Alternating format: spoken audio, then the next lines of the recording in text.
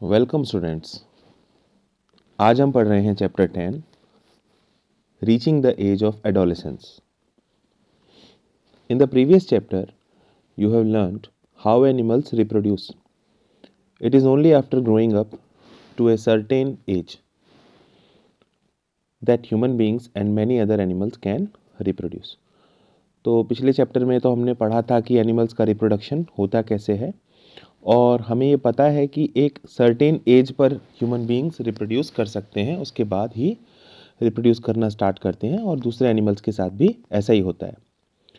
Y can humans reproduce only after a certain age? तो ये question यहाँ हमारे सामने बना कि ऐसा क्यों है कि ह्यूमन बीइंग्स जो हैं वो एक सर्टेन एज के बाद रिप्रोडक्शन कर पाते हैं। तो इसका आंसर आपको इस चैप्टर में मिलेगा। In this chapter, you will learn about changes that take place in human body after which a person becomes capable of reproduction. तो इस चैप्टर में आप वो सारे चेंजेस पढ़ेंगे जो ह्यूमन बॉडी में होते हैं जिसके बाद एक पर्सन रिप्रोडक्शन के लिए कैपेबल हो पाता है। चैप्टर 9 में आपने पढ़ा था कि ह्यूमन रिप्रोडक्टिव ऑर्गन्स कौन कौन से होते हैं और इस चैप्टर में हम हार्मोन्स के रोल के बारे में पढ़ेंगे जिनकी वजह से हमारे बॉडी के अंदर ऐसे चेंजेस आते हैं जो हमें चाइल्ड से एडल्ट स्टेज में जाने में मदद करते हैं। तो सबसे पहला टॉपिक आ रहा है इस चैप्टर में, वो है adolescence and puberty. Boojho was celebrating his 12th birthday after his friend left. Boojho and Paheli began chatting with their parents. तो बूजो ने अपना 12वां जन्मदिन मनाया और जब उसके दोस्त चले गए तो वो और पहेली अपने माता पिता के साथ चैटिंग यानी बातचीत करने लगे। पहेली जो है वो ऑल गर्ल्स स्कूल में पढ़ती है। वो हंसने लगी। उसने ये कहा कि बूजो के बहुत सारे जो फ्रेंड्स हैं वो एक साल पहले जब आए थे तो छोटे थे, लेकिन अब अचानक से उनकी हाइट बहुत ज़्यादा बढ़ गई है और कुछ तो एकदम फ़नी दिखाई दे रहे हैं उनमें से, बिकॉज उनके जो लिप्स हैं उसके ऊपर हेयरी लाइन आ गई है, जिसे हम कहते हैं कि जो मूंछ होती हैं बॉयज़ में उसका स्टार्ट हो गया है। Her mother explained that the boys had grown up. उसकी मदर ने बताया कि ये जो बच्चे हैं, जो लड़के हैं, ये धीरे धीरे अब ग्रो कर रहे हैं। Growth begins from the day one is born. आप जानते ही हैं कि जो ग्रोथ होती है ह्यूमन बॉडी की वो उस दिन शुरू हो जाती है जब उसका जन्म होता है। But upon crossing the age of 10 or 11, there is a sudden spurt in growth which becomes noticeable. तो ग्रोथ तो धीरे धीरे होती रहती है, एक बेबी में भी होती है, लेकिन उसके बाद जब 10 और 11 की एज होती है तब उसके बाद हम देखते हैं तेज़ी से रैपिड ग्रोथ होती है। तो और आप आसानी से इसको पहचान जाते हैं और बॉडी के अंदर कुछ रैपिड बदलाव यानी तेज़ बदलाव भी होते हैं और इनको आप नोटिस कर लेते हैं। तो ये बदलाव जो हैं they indicate that you are no longer a child but are on the way to become an adult. तो ये जो बदलाव हो रहे हैं आपकी बॉडी में ये बताते हैं कि अब आप कोई चाइल्ड नहीं है और आप धीरे धीरे एक एडल्ट का रूप लेने लग गए हैं। तो बूजो सोचता है, I wonder how long this period marked by changes in the body will last. वो ये सोच रहा है कि भाई ये जो चेंजेस आ रहे हैं बॉडी के अंदर ये कितने लंबे समय तक ऐसा होता रहेगा। और पहेली कह रही है, it is a strange period of life when you are neither a child nor adult. तो मतलब ये एक ऐसा समय है हमारे लाइफ का जब हम ना तो एक चाइल्ड हैं ना एक एडल्ट हैं। I wonder whether this period between childhood and adulthood had a special name. क्या इस समय को जब हम ना तो बच्चे कहलाते हैं ना हम बड़े कहलाते हैं, इसको कोई स्पेशल नाम दिया जा सकता है? तो growing up is a natural process. हम सब जानते हैं कि जो ग्रोथ है एक नेचुरल प्रोसेस है और इस पीरियड को हम एक स्पेशल नाम देते हैं। The period of life when the body undergoes changes leading to reproductive maturity is called adolescence. इस पीरियड को हम क्या बोलते हैं? एडोलेसेंस बोलते हैं। एडोलेसेंस वो पीरियड है जब हमारी बॉडी चाइल्डहुड से एडल्टहुड में कदम रखती है और हमारा रिप्रोडक्टिव मैच्योरिटी जो है वो हमारी बॉडी की आ जाती है। तो एडोलेसेंस शुरू कब होता है?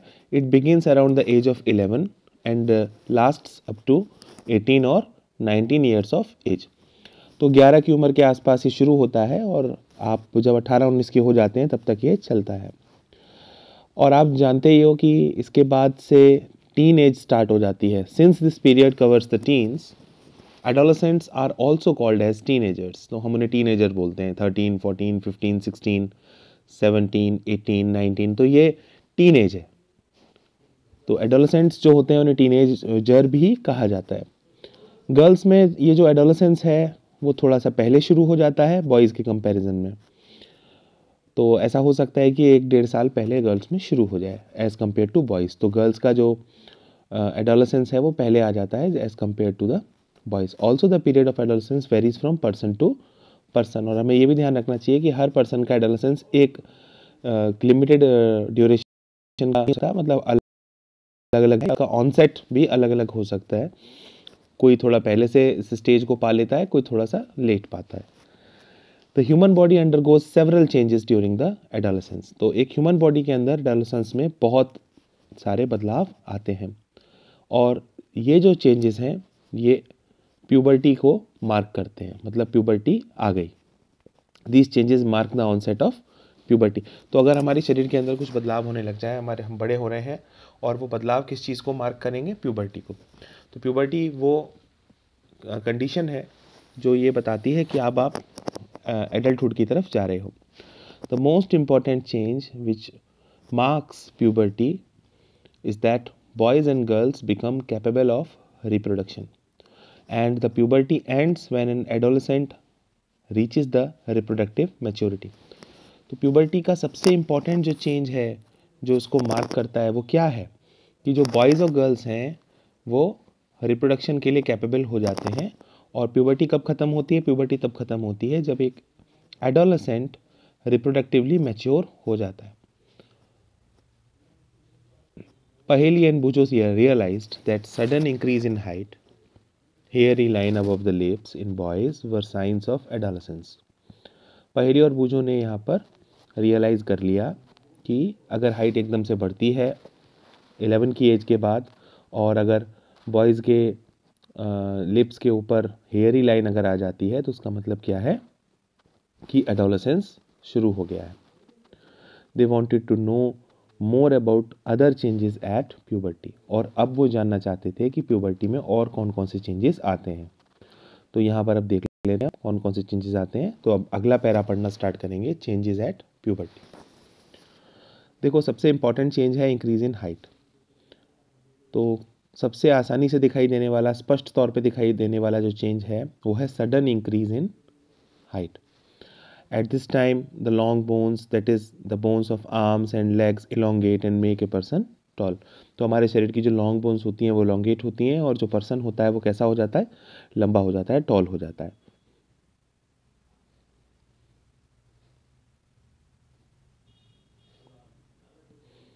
ठीक है ना? तो अब एक्टिविटी को देखो। Activity 10.1, the following chart gives the average rate of growth in height of boys and girls with age. तो यहाँ पर आपको एक चार्ट दिखाया गया है इस एक्टिविटी में। इस चार्ट में आप देखो क्या लिखा है, age in years, percent of full height, boys and girls. तो जैसे 8 साल का बच्चा है, अगर वो बॉय है तो उसने 72% हाइट अपनी अचीव कर ली है, और अगर वो गर्ल है तो उसने 77% अचीव कर ली है। अगर 10 ईयर्स का बच्चा है तो अगर बॉय है तो 78% अचीव कर लेता है हाइट को, और अगर गर्ल है तो 84% अचीव कर लेता है। तो इस टेबल में आपको बताया गया है कि एज के हिसाब से बॉयज़ और गर्ल्स में कंपेयर किया गया है कि वो अपनी पूरी हाइट का कितना % अचीव कर लेते हैं। तो अगर वो 18 साल के होंगे तो दोनों के दोनों 100% अचीव कर लेंगे। यानी हाइट जो है हमारी 18-19 साल तक ही जो है बढ़ती है। और अगर एक एवरेज देखें तो 18 साल की एज आते आते बॉयज़ और गर्ल्स 100% हाइट अचीव कर लेते हैं। ठीक है ना? तो ये टेबल हमें काफ़ी मदद करती है अगर हमें कैलकुलेट करना हो फुल हाइट किसी का। जैसे अगर हम उसकी बच्चे की प्रेजेंट हाइट हमको पता है सेंटीमीटर में, तो हम इस टेबल के हेल्प से उसकी जो प्रपोज्ड हाइट है, जो फ्यूचर में जो कितना लंबा होगा, लाइकली वो निकाल लेंगे। जैसे एग्जाम्पल देखिए, a boy is 9 year old and 120 centimetre toll. तो यानी प्रेजेंट हाइट हमको पता है और एज हमको पता है, तो हमने उस एज के अकॉर्डिंग देख लिया कि अब 9 ईयर के बच्चे का कितना % ग्रोथ हो जाता है। तो हम देखें ज़रा, बॉय था वो, तो यहाँ पे देखते हैं 75% ग्रो हो जाता है 9 ईयर का बच्चा, ठीक है ना, बॉय। तो यहाँ पर देखिए 120 सेंटीमीटर हाइट है और 75 हमने यहाँ पर पुट कर दिया, % of full height at this age, and what is the age, 9 years. तो हमने टेबल के हेल्प से यहाँ लिख दिया और 100 से मल्टीप्लाई कर दिया। तो अब हमें क्या मिल जाएगा, फ्यूचर हाइट मिल जाएगी कि अब उस बच्चे की फाइनल हाइट क्या हो सकती है, and the final height is 160 centimetre toll. तो वो इतना लंबा हो सकता है। इस तरह से इस टेबल का यूज़ आप फ्यूचर निकालने के लिए कर सकते हैं। तो ये एक अच्छी एक्टिविटी है, आप अपनी अपनी हाइट भी एज बॉय और एज अ गर्ल आप इसमें इसके हेल्प से एक्टिविटी 10.2, इसमें आप देख सकते हैं कि बॉयज़ और गर्ल्स की जो हाइट्स हैं उनको कंपेयर किया गया है। तो इसमें क्या कर सकते हैं, एज के साथ कंपेयर किया गया है। तो take age on the x axis and % growth in height on the y axis. So you can see here, boys के लिए पिंक कलर है और गर्ल्स के लिए ब्लू कलर है, ठीक है। एक्स एक्सिस पर क्या है, एज, और वाई एक्सिस पर क्या है, % of full height, understand, % of full height. तो अब आप ये देखिए कि जो गर्ल्स हैं उनका जो ग्रोथ है वो बॉयज़ से पहले स्टार्ट हो जाता है, लेकिन फाइनली 18 ईयर का एज होते होते दोनों का 100% ग्रोथ हो जाता है, ठीक है ना। तो क्योंकि देखो यहाँ ब्लू लाइन ऊपर चल रही है, इसका मतलब गर्ल्स की ग्रोथ बॉयज़ से पहले स्टार्ट हो जाती है, और जो रेड लाइन है या पिंक लाइन है वो नीचे है, जो ये बताती है कि बॉयज़ की ग्रोथ थोड़ी स्लो होती है as compare to girls initially, लेकिन धीरे धीरे वो बहुत तेज़ी से ग्रोथ पकड़ते हैं, वो भी अपनी हाइट को अचीव कर लेते हैं 18 की एज आते आते। तो इस तरह से ये फिगर 10.1 हमको समझाता है, it is a graph showing % of height with as.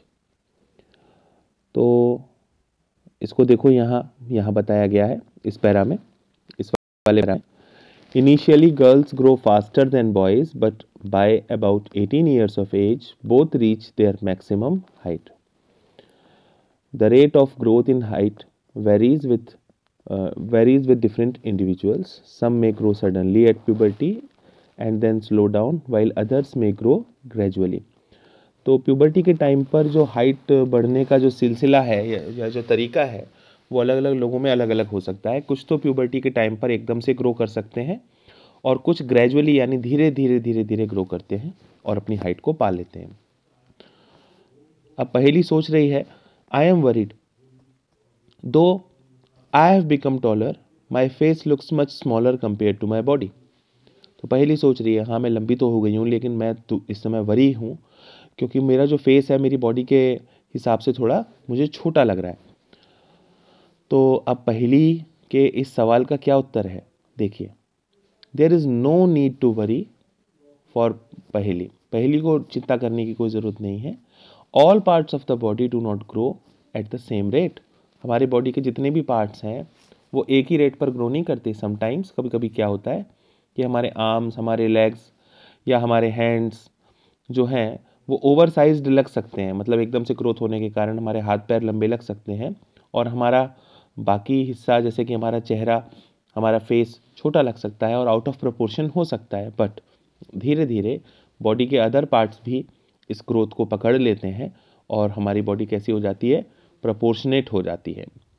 So you must have noticed that height of an individual is more or less similar to that of some family member. आपने ये भी तो देखा होगा कि जैसे बॉयज़ की height है तो वो ज़्यादातर फादर से मैच करती है, गर्ल्स की जो हाइट है वो भी अपनी माँ से या अपने फैमिली मेम्बर से मैच करती है। This is because height depends on the genes inherited from parents. तो हाइट किस पे डिपेंड करती है, उन जीन्स पे डिपेंड करती है जो हम अपने माता पिता से इनहेरिट करते हैं। It is however very important to eat the right kind of food during these growing years. तो इन जो ईयर्स जो हैं, जो ये साल चल रहे हैं जिसमें हम ग्रो कर रहे हैं, हमारे लिए ज़रूरी है हम सही प्रकार का खाना खाएं ताकि हमारी बोन्स, मसल्स और दूसरे बॉडी पार्ट्स जो हैं वो सही नॉरिशमेंट पाते हुए ठीक से ग्रोथ कर सकें।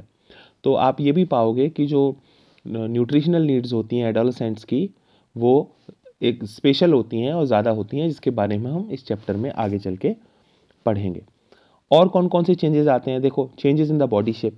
तो जो बॉडी होती है उसके शेप में भी काफ़ी बड़ा बदलाव आता है at the time of adolescence.